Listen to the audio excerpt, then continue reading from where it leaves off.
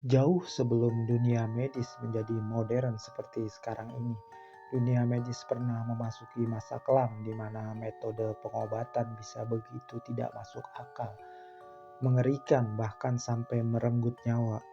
Berikut beberapa metode pengobatan mengerikan yang pernah diterapkan negara-negara barat. Pertama, waterboarding.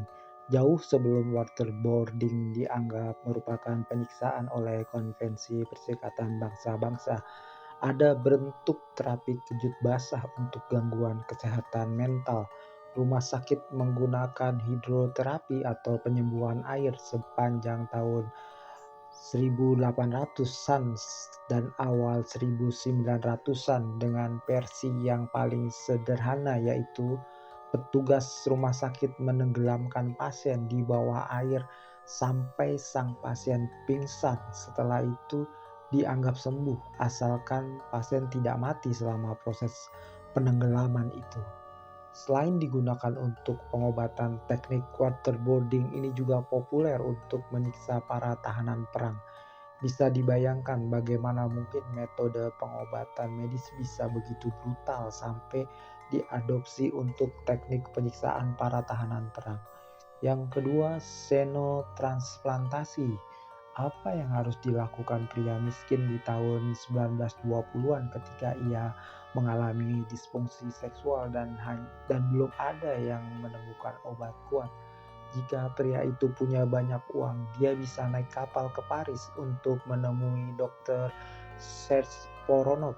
Dokter ini akan mengganti testis pria itu dengan testis monyet. Dokter berjanji bahwa metode ini akan membuat semuanya kembali normal. Beberapa pasien merasa enggan untuk membawa testis monyet yang tersambung di tubuh mereka kemana-mana. Untuk membuat pasien senang, para dokter biasanya berbohong dengan memberitahu bahwa testis baru mereka berasal dari narapidana, bukan testis primata atau hewan sejenis monyet.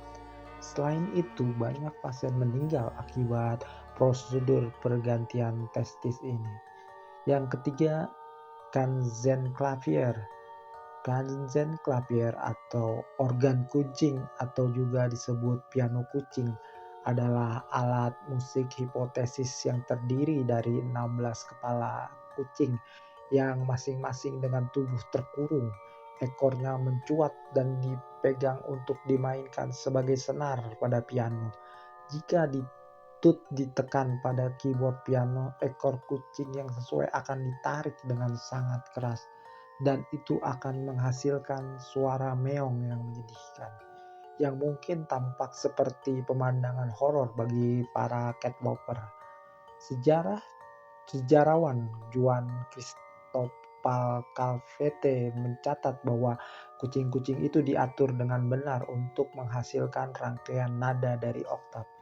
Instrumen alat musik ini dideskripsikan oleh penulis Prancis Jean-Baptiste Wekerlin dalam bukunya Musiciana Extrait de Rages Out atau Musikana, deskripsi penemuan langka atau aneh.